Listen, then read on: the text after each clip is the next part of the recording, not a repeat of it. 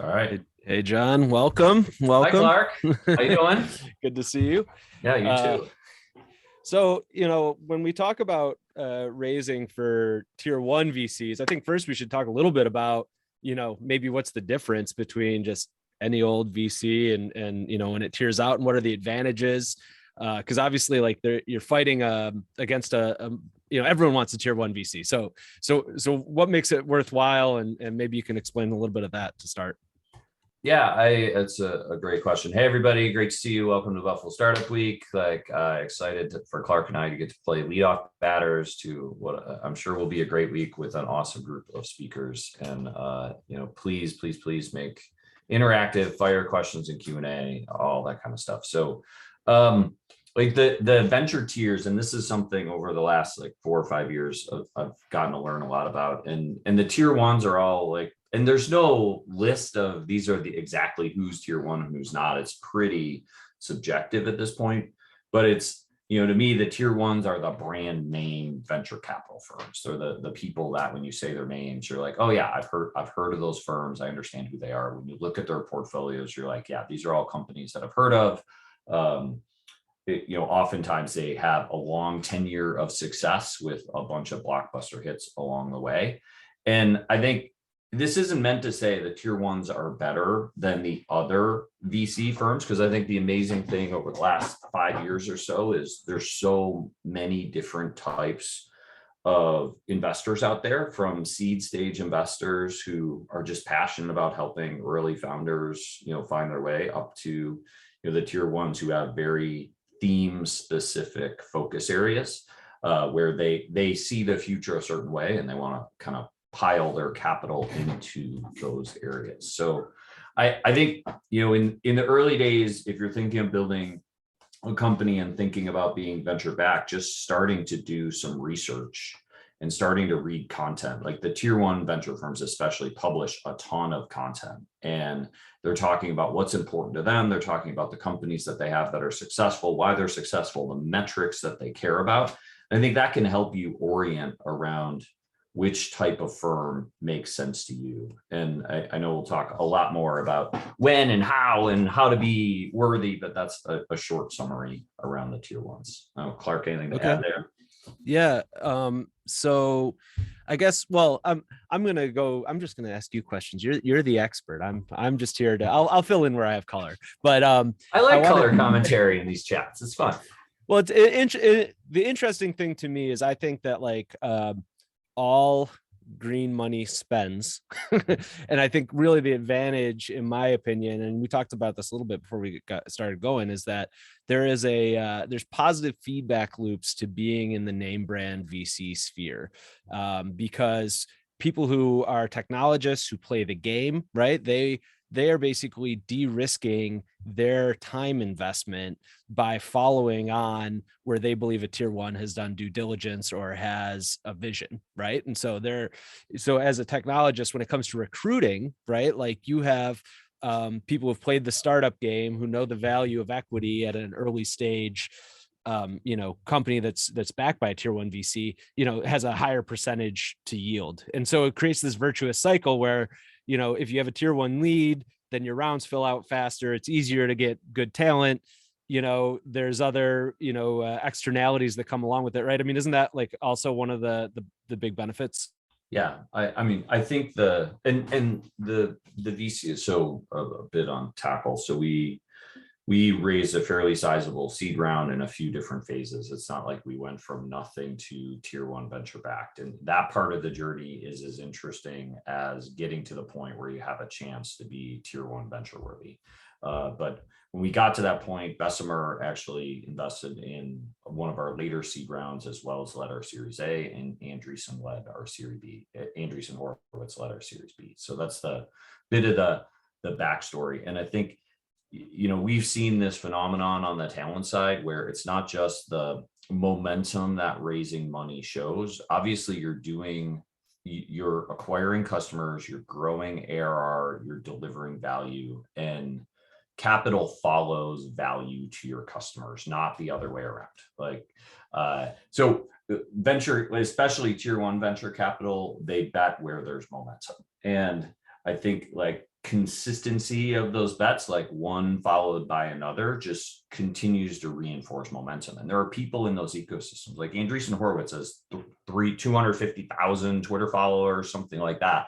There's a lot of people that follow their investments in their companies and just say, okay, if Andreessen led around in this company, it's probably a pretty interesting place for me to think about a job. And you have to, just like you build a flywheel for your revenue system, you have to build a flywheel for your talent system. And raising capital is one of those areas that can help you with the flywheel. So just briefly, you kind of mentioned, that there's I don't know, like the capital follows the company's momentum, and and that traction with customers. I think a lot of people who are new to the VC world maybe don't get that, right? They think that, okay, if I have a good idea or a good concept, I'm going to pull in this capital, and that's going to allow me to execute and deliver. But that doesn't seem to be what you said. Can you elaborate on that a little bit? Sure. Yeah. I think the nature, and if you study the venture markets are changing tremendously, because even the really big firms are going earlier and earlier, where they're investing. Many of them have, seed stage funds. But what's changing is what defines seed stage. And I think you're seeing this pre-seed to seed to Series A becoming more common. You're seeing all the rounds get bigger.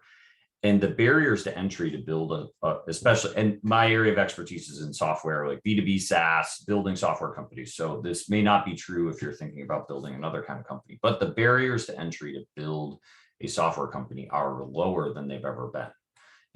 A single solo engineering founder can build a product and get people to use it, and can build it on the cloud and build it in ways that cost very little money, where bootstrapping is more prevalent now than ever before.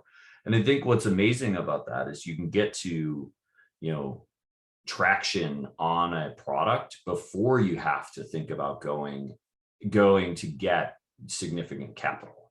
And I think that's the thing, like the big investors will follow the traction. Seed investors still may bet on the person or the idea or the market. And I think this is where a vibrant seed investor ecosystem is really, really critical to help people go from that 0 to 1, whatever that definition of 0 to 1 is. But when you have that momentum, that's when the larger investors will start to say, okay, I really am interested. I agree with the thesis. I agree with the area of investment. I think this is a big market, and we want to follow on the early success that you're having.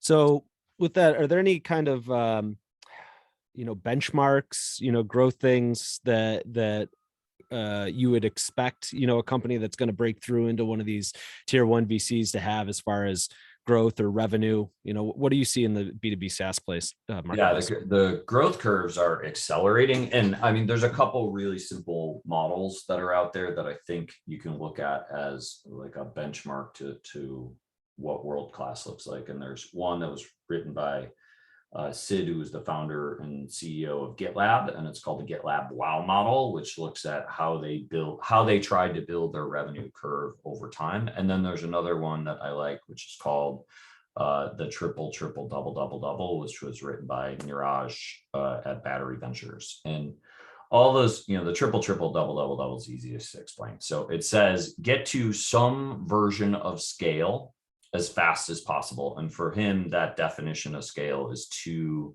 million in ARR, and then triple in the following year, go from 2 to 6, and then triple again from 6 to 18, and then settle into 100% growth from there on out.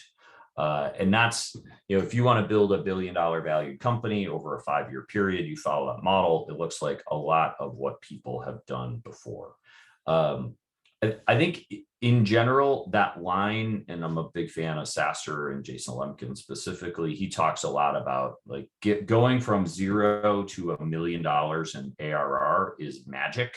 Going from 1 million to 10 million in ARR is impossible. Going from 10 million to 100 million in ARR is inevitable.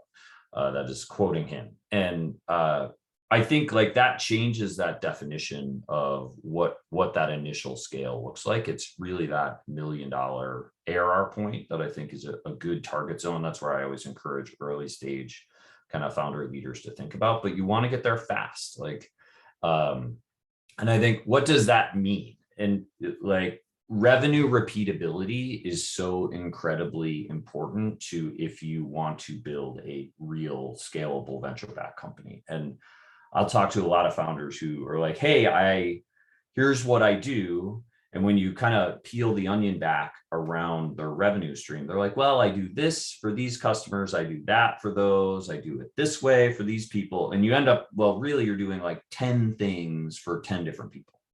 And you're not doing one thing for 100 people. And one thing for 100 people is far more valuable because it demonstrates scale, even if that one thing is lower in revenue versus 10 things for 10 different groups of people.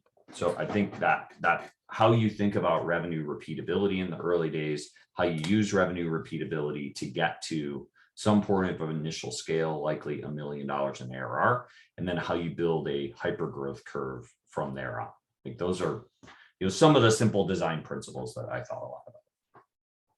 So when it comes to that, narrowing the target, right? Aim small, miss small. Do you have any models or frameworks that you encourage people to look at to drive towards that, and simplify, or any other knowledge you could drop around that? Yeah, I think the think big, start small idea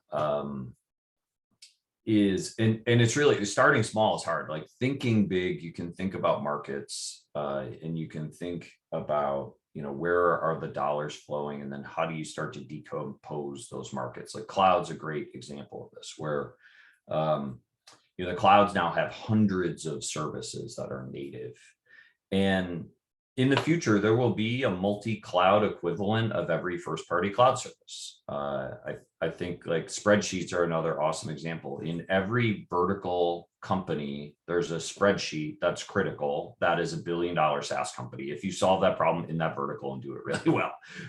So it's, you have to pick a landing zone. And I always think, like, you want to land in a zone where you're some form of an expert. And then start to decompose it, where it's like, okay, how big is the market? Is it something that's scalable? And it doesn't need to be like, this is $1 trillion market, this is 100 billion. You just need a market where you're like, okay, I see a way to get to 1 to 10 million in recurring revenue in this market. And then get to the point where you're like, okay, this is a very specific problem that we can solve. It's repeatable. It has a common customer profile. That customer would pay value, and we can translate the value that they pay to the value that they get, and it's more than what they pay. And like, that's a really, really good zone. And I always like to think, when we were early at Tackle, we didn't build an investor deck, we built a customer sales deck. Like, that was our first form, because the hypothesis we had and how we could make revenue repeatability, it was much more important for us to test it with customers and build go-to-market momentum, and then use that go-to-market momentum to feed into our investor conversations versus the other way around. Interesting. Very interesting. All right. So we've got good metrics. We've got a growth model. We've targeted down on, a specific persona. We're solving, a problem for a customer, and we're showing scale. How do we start our research into what VCs should we be talking to? How do we approach them? Like, where do you start at that point, right? We've nailed the foundations. We think we're investable. Where do we go from here? Yeah, I think, like, the research word is a really key one. And it's amazing. I remember when I was kind of early in this, thinking about raising money journey, and I tried to come up with the list of investors that I knew of off the top of my head. I could maybe think of 10 or 15 and do some Google research. You turn that into, 25 or 30. When you really start to scratch the surface on the number of firms that are out there investing in companies, it's amazing. Like, and it seems like there's new ones every day with new areas of focus. So I think just spending time trying to catalog the investors who care about what you're doing, and that second part, I think, is the most important thing. And a lot of investors, like, Bessemer and Andreessen both are very forward on the themes that they care about. You go to their website, you read their content, they're like, we focus on these 5 areas, and that's what we believe in. And we believe in a future of the world that looks the following way. And when you read that, if that doesn't connect to what you're doing, odds are they may be an amazing firm, they just may not be right for you. So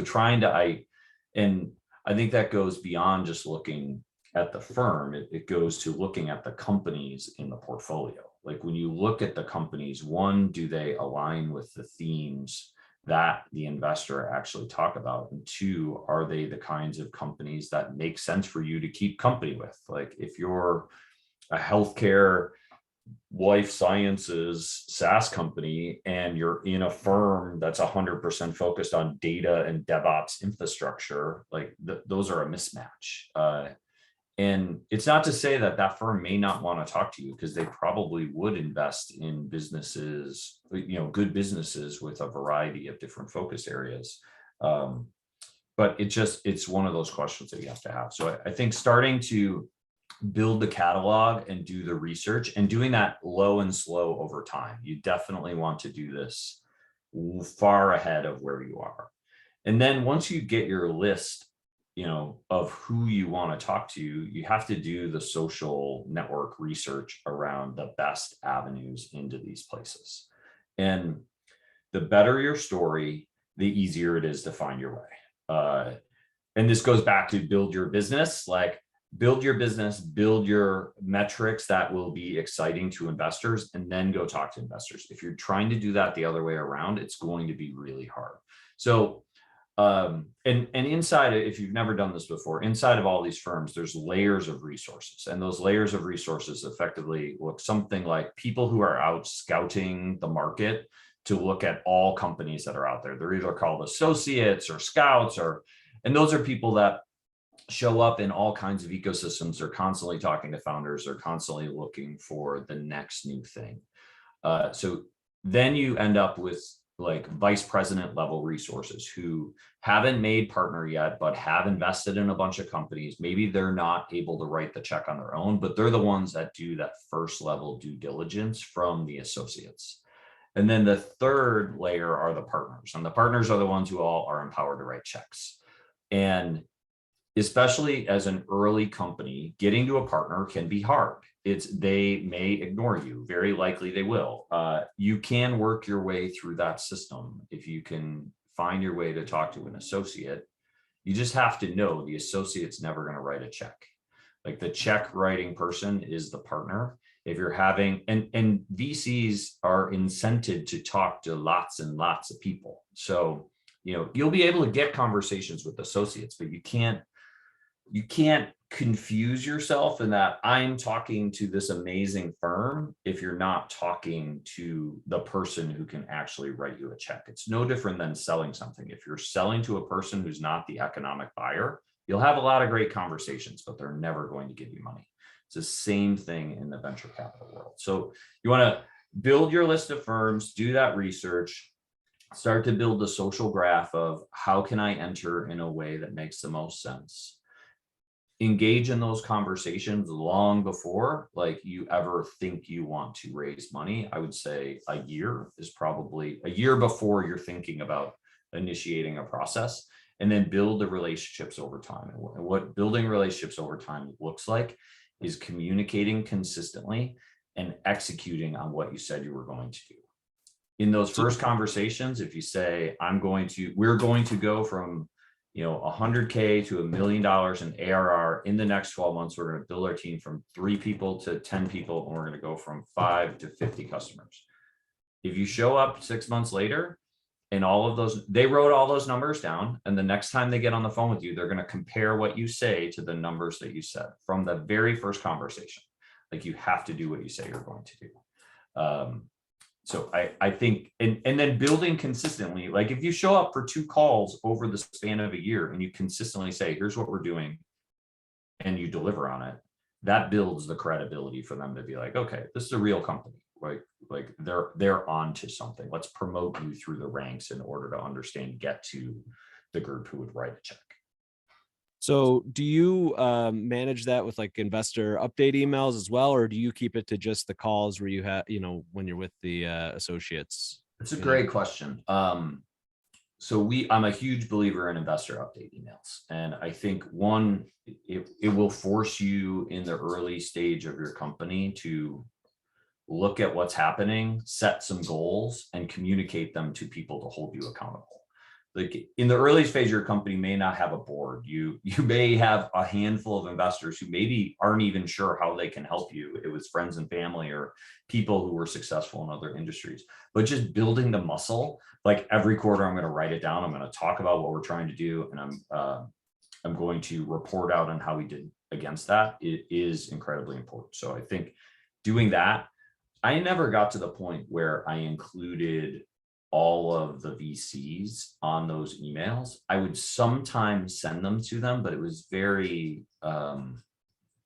it was a calculated move when I wanted to demonstrate momentum at certain points of time.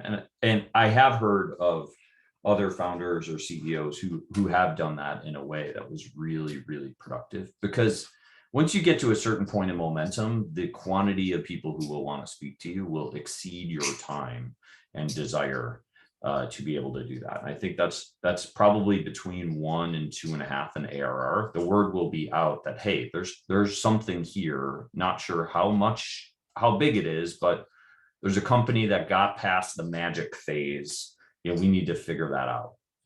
And that's the time where, you don't get paid to talk to investors, you get paid to build a company. And you have to be really thoughtful on how to manage your time. And I could see those investor updates being productive. I would set a time allocation every quarter where I would talk to investors, and then I would manage my calendar to that. So once we were in that growth phase, I would say, hey, we're not raising money right now.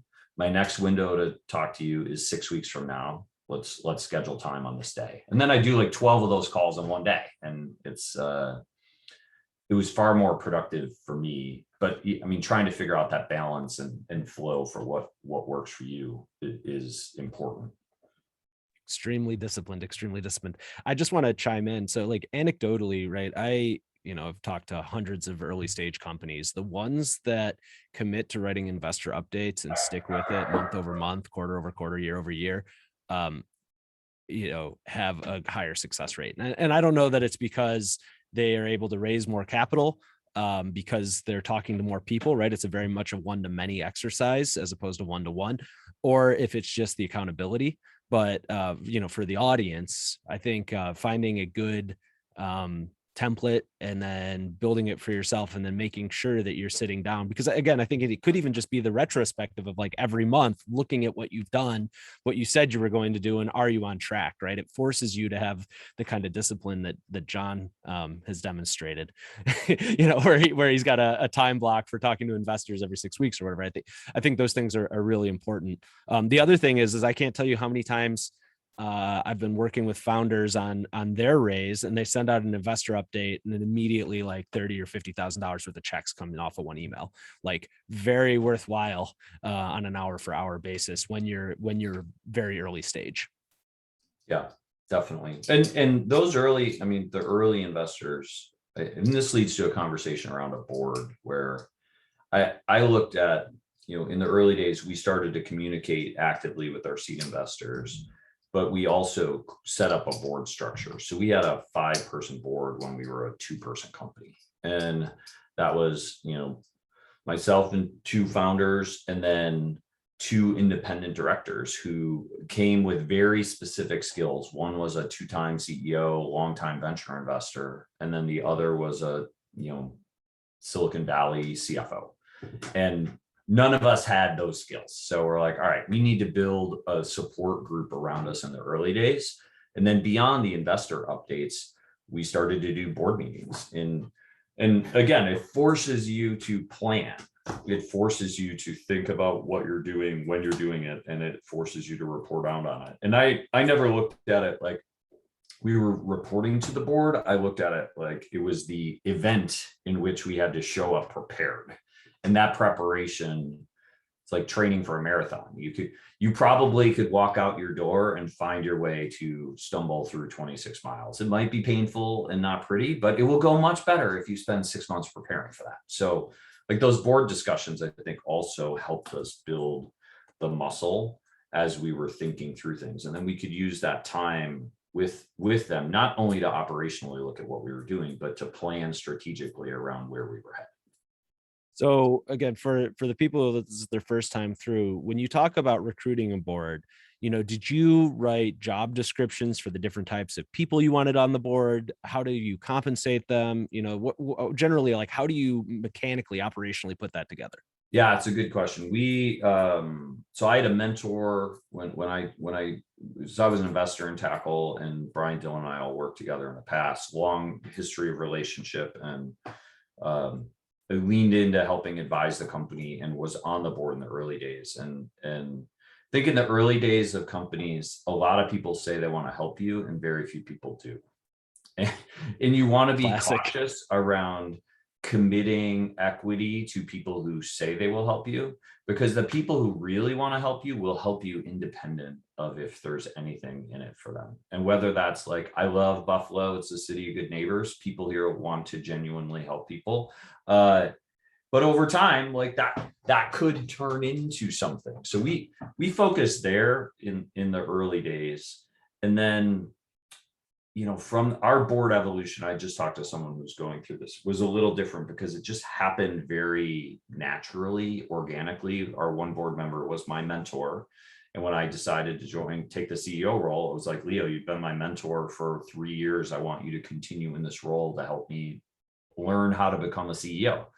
And then Mike Asher, CFO of Neo4j, he actually was involved in the formation of the company because he too had worked with Brian and Dylan and believed in where we were headed. So he actually was involved really, really early. So we didn't have to go recruit them.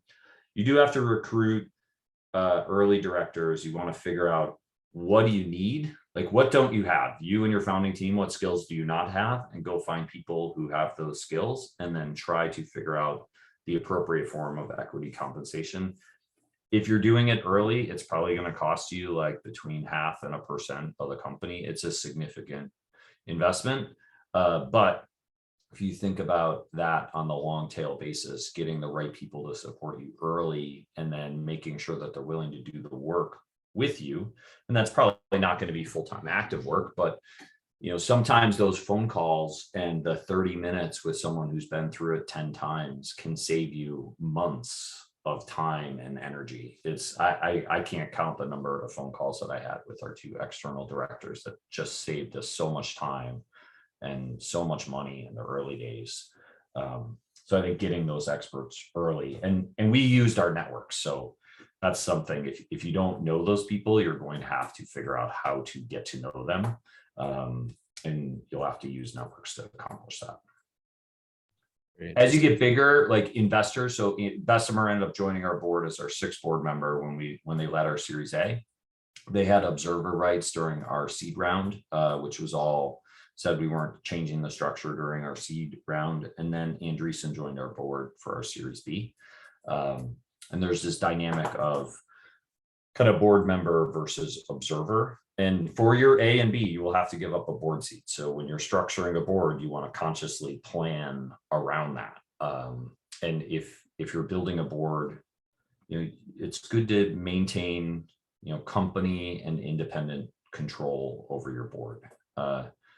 If you end up as a CEO with 4 investor directors, that can be really complicated to manage. So trying to keep balance, I think another thing that's really important, think about diversity as early as you can on your board. Because these board members could be with you, maybe 2 years is the average timeline for a board member, equity compensation for 2 years, but these people could be with you for a long period of time. And factoring in diversity of the board, not only from a skill set standpoint, but from a gender perspective is something I encourage people to think about. So it's interesting, right? We're like halfway through our time and we haven't even talked about pitch decks. Now, usually when you talk about raising money, that's the first thing that comes out of people's mouths. So I think one of the takeaways for, that I'm having from this is just, the strategy is so important, even, and then, then comes the operational stuff like managing your investor pipeline, getting the right introductions through maybe founders that have been previously invested in by those companies or, other VCs.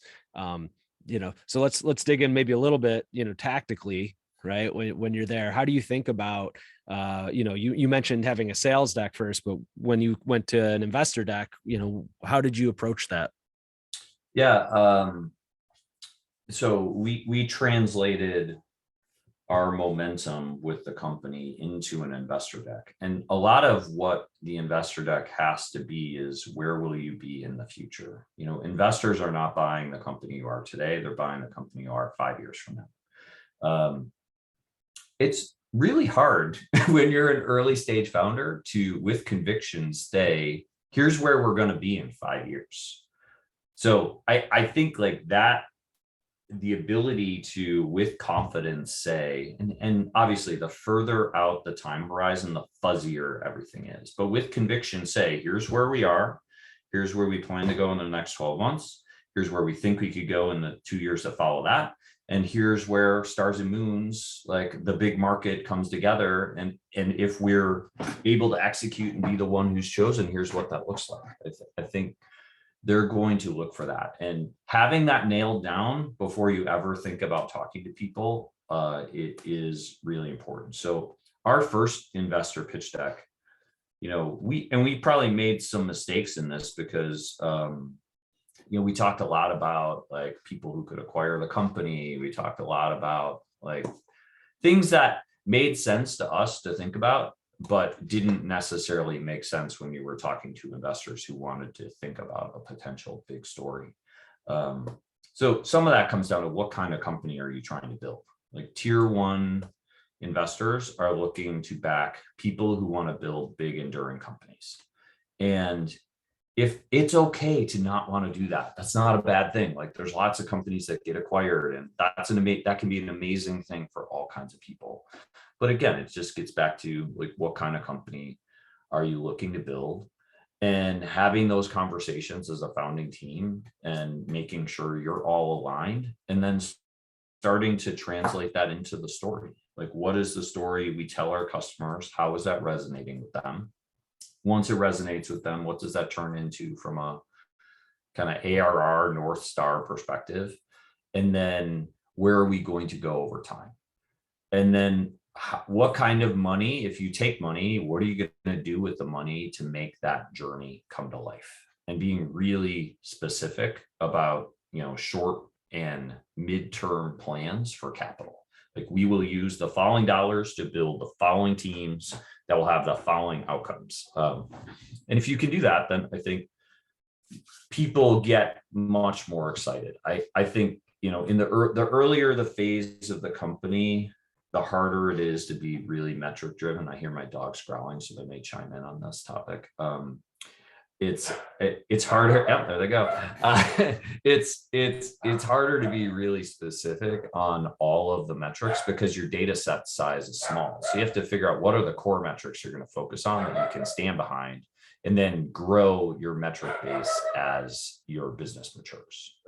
So John, do you think that like building the deck focuses you also on your business? Because I've noticed that as I've worked with companies trying to go out to pitch and invest, is that like building the deck itself, if you do it in the right way, makes you realize like what you're missing currently in your company.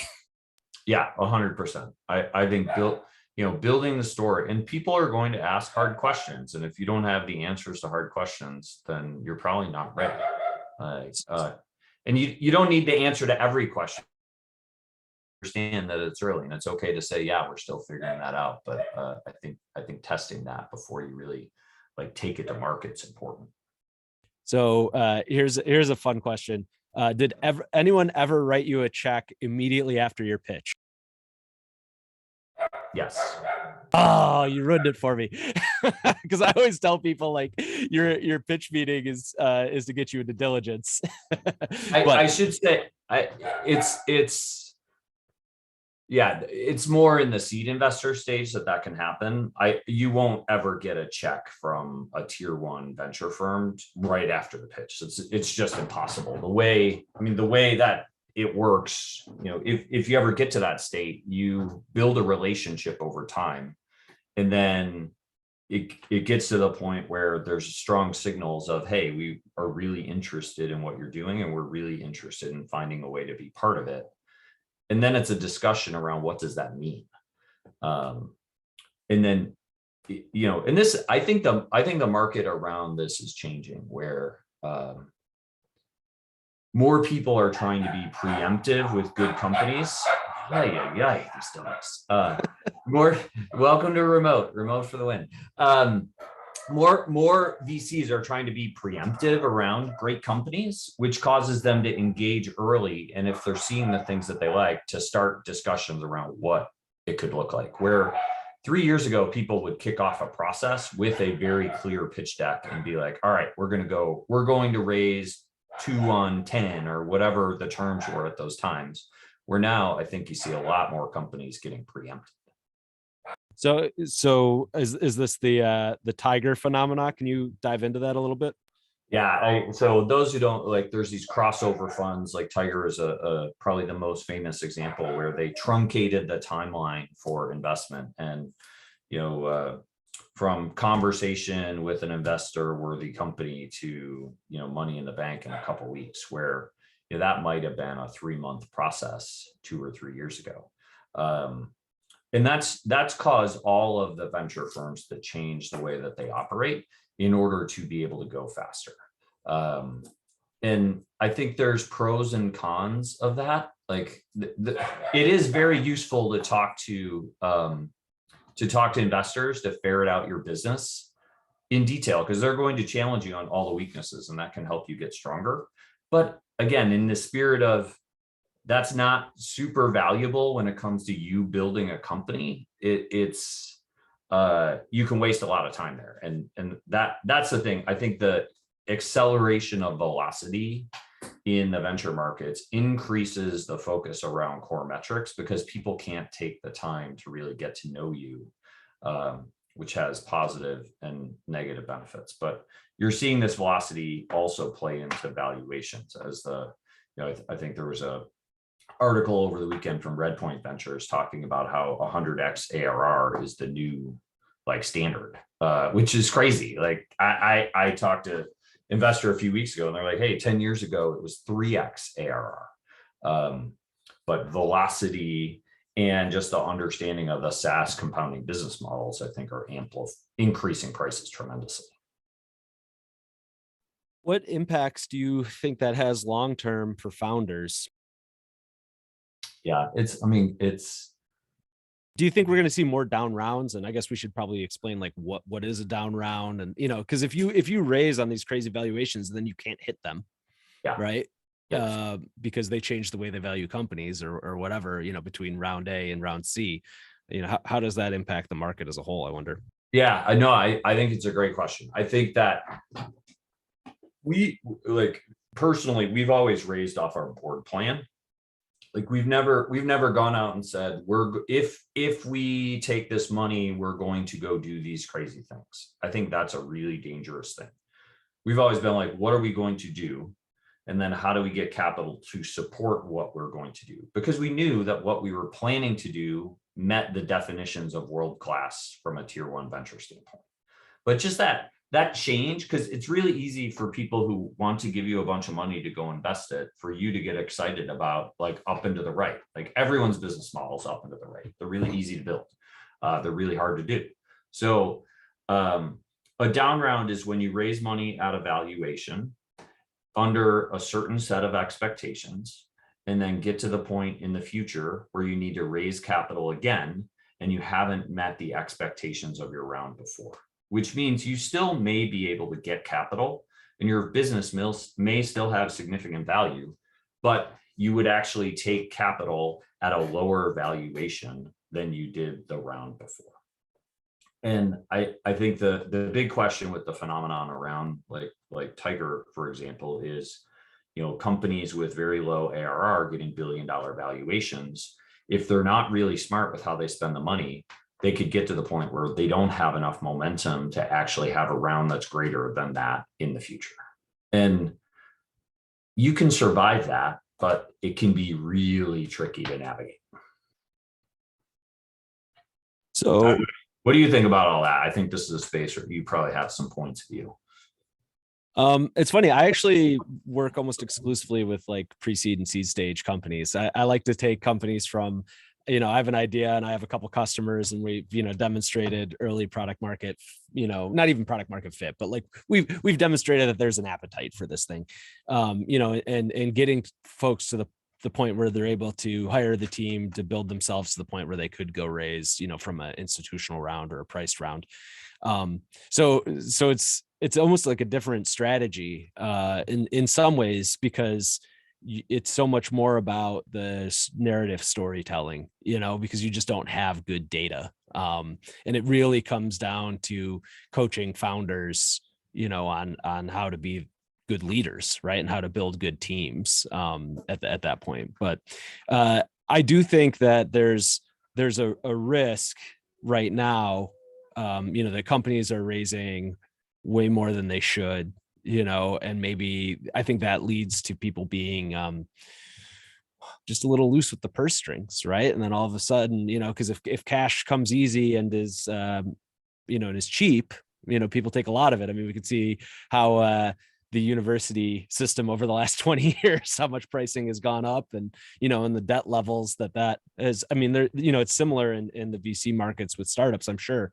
I just don't think we've seen it mature enough to see what the outcomes are going to be, for that cheap money.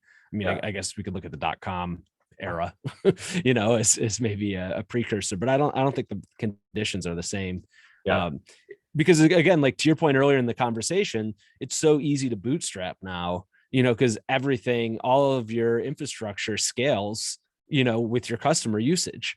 Whereas before you'd have to raise all this money to go build a data center. Right. So I don't know. It's an interesting moment. I guess one of the things that I wanted to bring up is, I always coach my startups to raise enough money to get through the next raise, right? A lot of times people think of, I'm going to raise this capital to do this thing, like whatever that milestone is. And they tend to forget that it could take 3-6 months to close a round, on average, probably 6 to 9 months.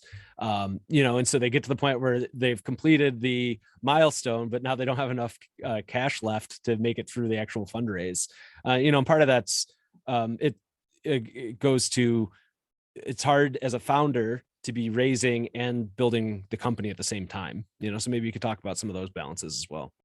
Yeah. I think that the duration of capital, and it depends on where you're at in your life cycle. Like if you're early pre-product market fit, having pressure to operate with efficiency and try to figure out how to get to an answer is a good thing, because you could spend a lot of money in that phase and never get to scale go to market.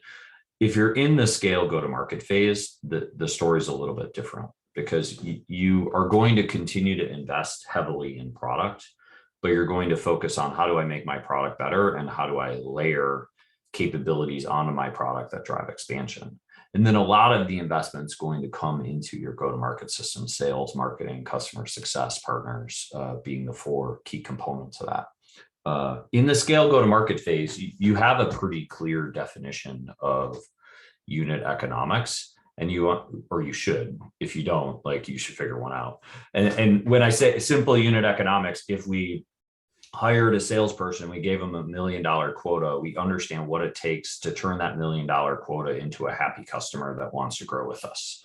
And that's not just about the salesperson and the quota. It's about the salesperson, the SE, it's about customer success, it's about support, it's about marketing. It's literally all of that packaged into one.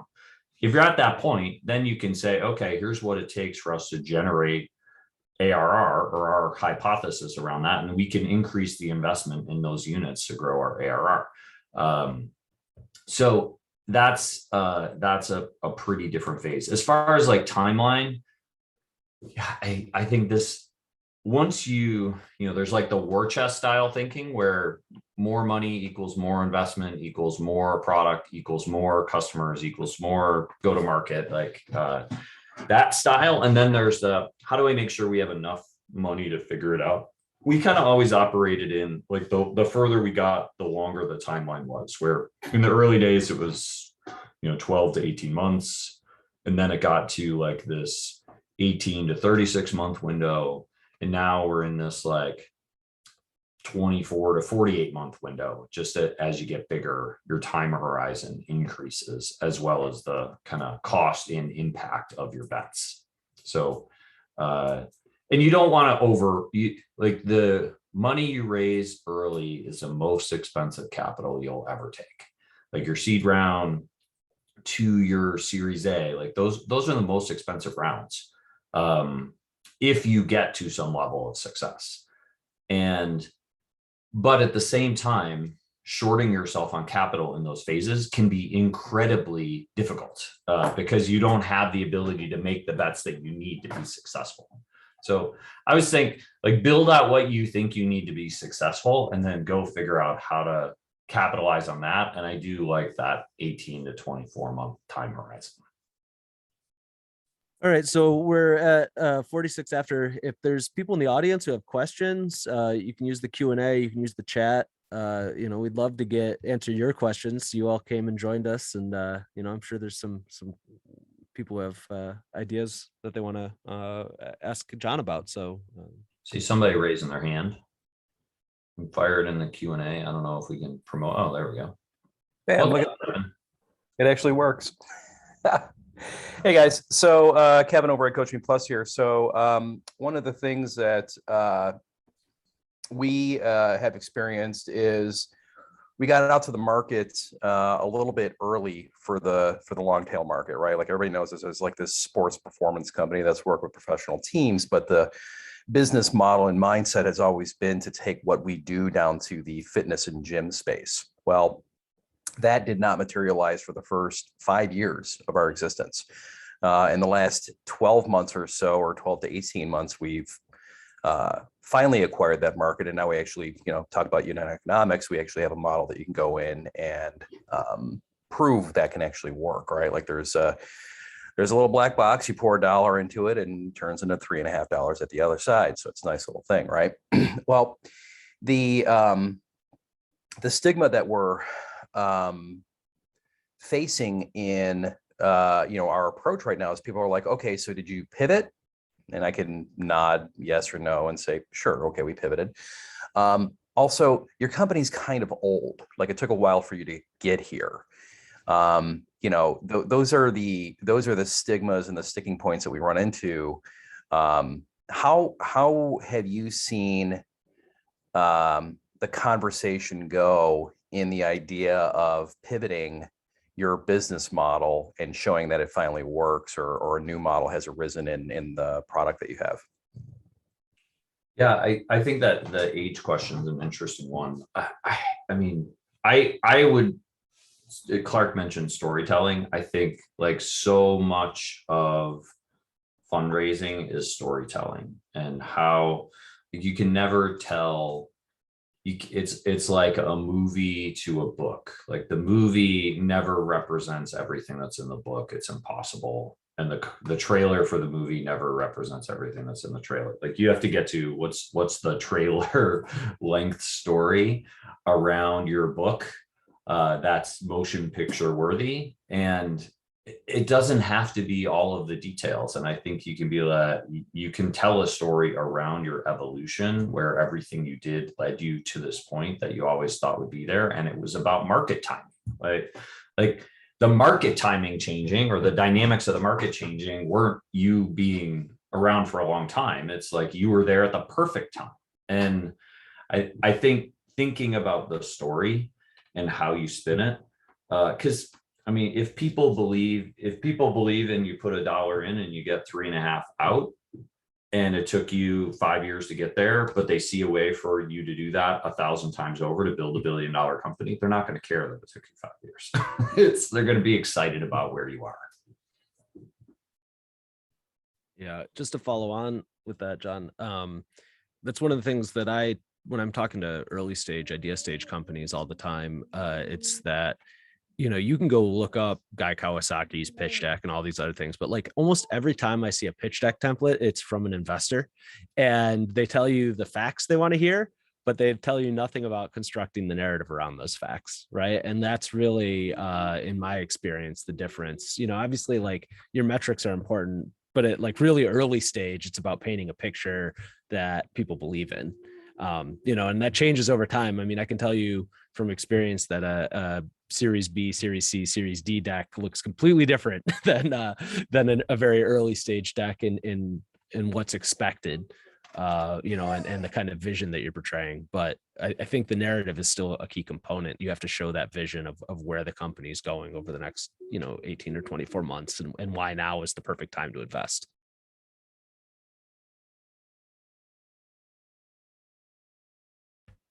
Any other questions from the audience? So, John, what do you think is, what is the most challenging component to balancing, fundraising with, all your other obligations as a CEO? Yeah, I think the thing that people get consumed by fundraising processes and let it take them away from the core mission of the role, which is building a great company, building product that delivers value to customers and making your customers happy. And I think if you're thinking, there's this like offensive, like being on the offense around your capital versus being on the defense around your capital. And if you can stay on the offense, it's a whole lot easier than being on the defense. And defense would be when you're running short on cash, or you've been struggling to do what you say you're doing, and you're not taking action against that, like clear feedback. So I think staying on the offense is really good, but staying focused on the core business. And fundraising's hard. Like honestly, when we did our Series B for 6 weeks, I never worked harder in my entire life. And it was, 20 calls a day from 7 o'clock in the morning until 10 o'clock at night. I could have stretched the process out over 3 months or 4 months and made it more convenient for myself. But at the same time, I wanted to get back to work, because like getting money for the company to do work is incredibly important. Actually doing the work is the more important thing. So, and you always want to try to figure out how to create urgency, and, you can manufacture urgency. Like great companies are scarce. There's a lot of capital on the sidelines. There's a lot of people who want to put money to work. If you can build a great company, you can somewhat control the timeline. And this comes back into that, like preemptive versus actually running a process. Running a process takes way more time than getting preempted. And preempted is still takes time. It's not like it's magic and just happens. But so that's and Brandon, yes, Brandon, I would do something. I don't know as if like, I don't know what would be useful, but if you had something there around doing a pitch on this call, I could do that. But. So we have a question from Mike Cardis. With the fundraising work, did you do it alone? Do you have a team or staff that helps you? How do they help, and how much info do you share across the organization? Yeah, so I'd say 80-20, 80% alone, 20% others. The 20% primarily were the co-founders. And, I'd say even we had 2 other co-founders. Our CTO spent, of the other time, he was 80% of that 20% of time, because it was him and I doing most of the pitching together, like business and product combined, vision for market, vision for execution. Like that 1-2 punch was really powerful.